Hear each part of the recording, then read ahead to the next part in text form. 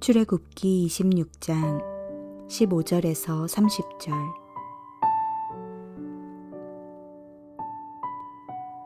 너는 조각목으로 성막을 위하여 널판을 만들어 세우되 각 판의 길이는 10규빗, 너비는 1규빗판으로 하고 각 판에 2촉씩 내어 서로 연결하게 하되 너는 성막 널판을 다 그와 같이 하라.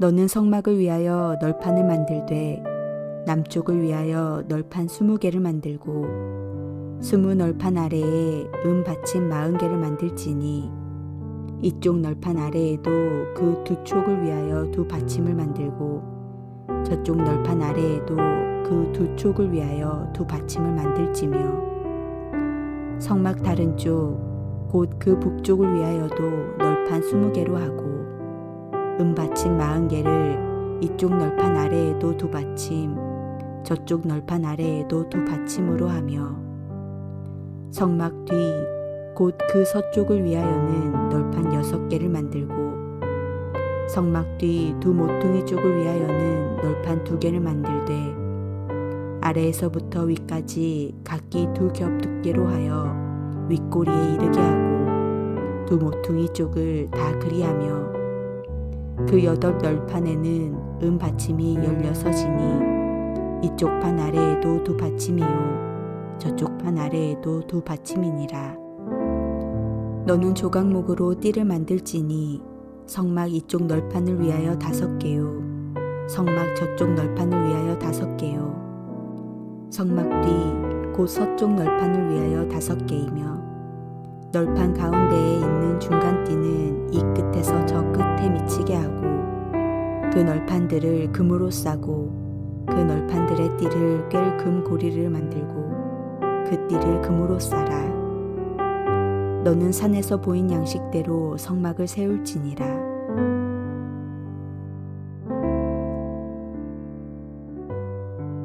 성경을 통독하다 보면 이 대목에 이를 때쯤 많은 사람들이 망설이기 시작합니다.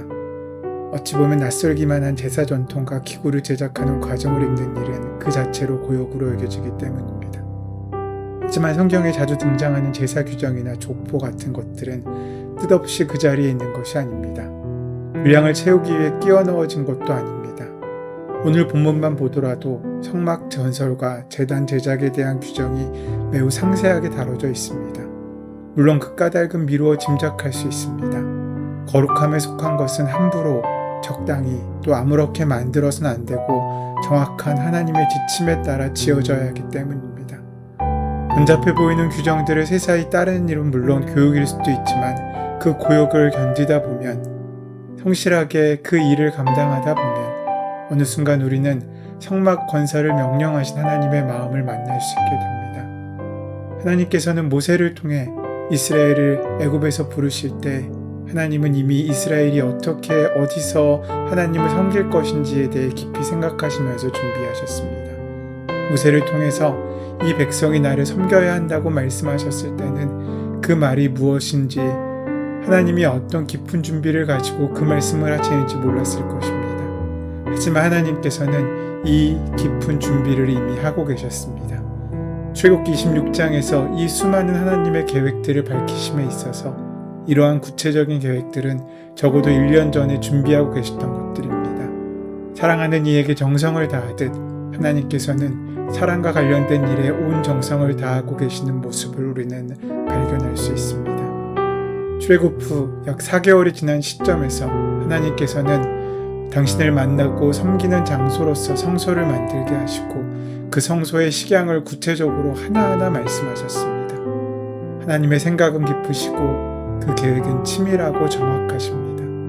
하나님께서 깊이 생각하시고 계획하신 설계도를 말씀하시는 이 장면에서 우리가 만나게 되는 것은 무엇가 몇 규빗이고 어떻게 만들어야 하는 따분하고 지루한 내용이 아니라 그만큼 꼼꼼한 설계도의 이면에 있는 하나님의 정성과 기다리심과 계획하심인 것입니다. 이동이 많은 광야 생활에서 이스라엘 백성에게 하나님께서는 자신의 임재를 성막으로 나타내시면서 하나님께서 이스라엘 백성과 동행하고 계심을 보여주려고 하신 것 같습니다. 떠돌이 생활에 성막과 그곳에 임하시는 하나님은 이스라엘 백성에게 말할 수 없는 위로가 되었을 것입니다. 그리고 이러한 이동을 위해 하나님께서는 성막을 고정적인 것이 아니라 이동하기 쉬운 텐트로 만들어 주셨습니다. 오늘 본문에는 성막 널판에 대한 말씀이 나옵니다.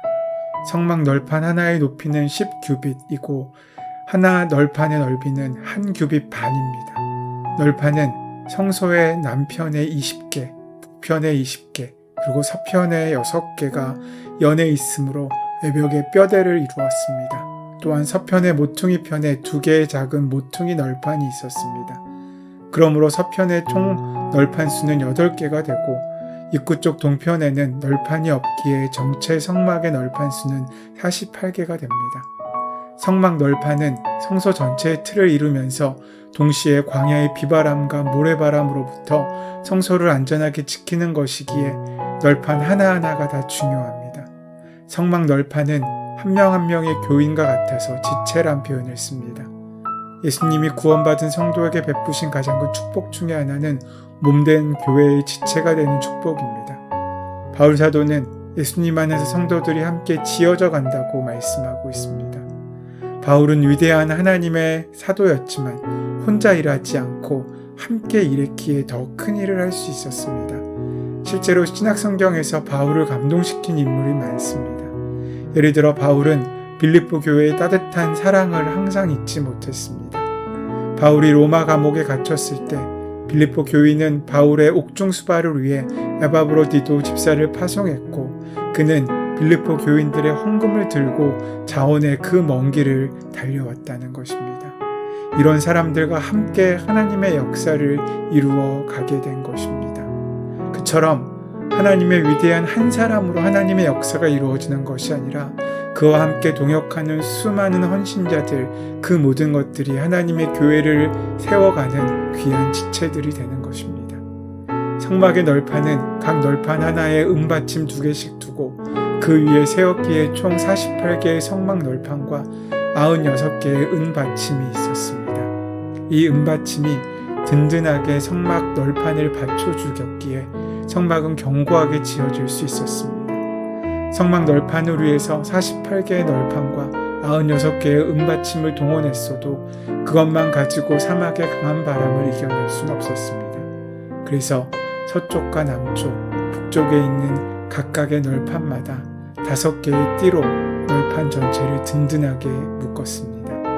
그 5개의 띠 중 4개의 띠는 밖에서 볼 수 있고 1개는 중간 띠는 널판 사이에 넣어서 연결시켰기 때문에 밖에서는 보이지 않았습니다.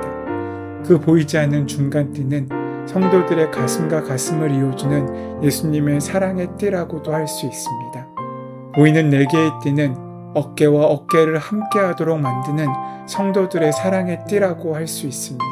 즉, 예수님의 사랑으로 그 마음이 관통된 상태에서 어깨와 어깨가 함께한 어깨동무 친구가 되어 서로를 일으켜주고 서로를 격려해주며 서로를 지탱해주는 존재가 될 때 그 공동체는 가장 강력한 하나님의 비전 공동체로 설 수 있습니다. 어깨동무 친구의 정신을 가지고 남을 살려주고 높여주고 축복할 수 있을 때 우리는 하나님의 성막을 세워갈 수 있습니다.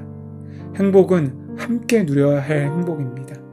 지금 결혼 경영계에 있는 사람들의 40% 이상이 독신이라고 합니다. 그들 중에 쾌활하게 사는 사람도 내심으로는 그 마음 가운데 고독감으로 인한 불행한 마음도 있습니다. 그처럼 고독한 마음 가운데 시달리면서도 왜 결혼하지 않습니까?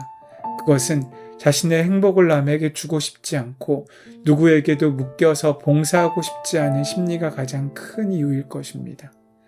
중매를 하다 보면 남을 행복하게 해주겠다는 생각을 가진 사람은 거의 없고 대부분 내가 저 사람으로부터 어떤 행복을 받을까, 어떤 이득을 얻을까만 열심히 계산하는 경우가 많습니다.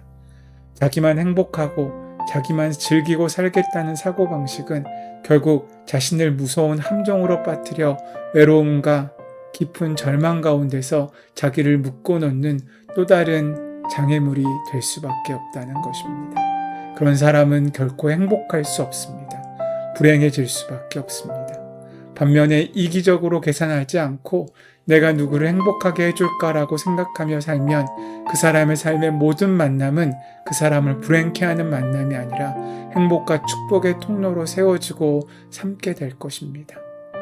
하나님께서는 오늘 우리가 그렇게 서로 함께 세워져가는 교회가 되기를 원하십니다. 그래서 나만을 위한 교회가 아니라 때로는 내 어깨를 빌려주기도 하고 내가 힘들 때는 그 어깨를 기대기도 하면서 함께 든든히 서가는 하나님께서 역사하시고 사용하시는 그리스도의 몸된 교회로 우리 교회가 우리 자신이 세워지기를 원하신다는 것입니다. 행복은 이기적으로 얻지 못합니다. 남이 행복해야 나도 행복할 수 있습니다. 남을 축복해야 나도 축복을 받을 수 있습니다. 만일 내가 축복한 사람이 축복받을 만한 준비가 되어 있지 않으면 그 빌어준 복이 고스란히 자신에게 돌아온다고 성경은 말합니다. 결국 남을 축복해주는 장사는 한 번도 미치지 않는 최고의 거래입니다. 항상 남을 축복해주는 훌륭한 영적인 은혜의 사람들이 될 때 하나님의 교회는 귀하게 세워지고 든든하게 그 지경을 넓혀가게 될 줄 믿습니다.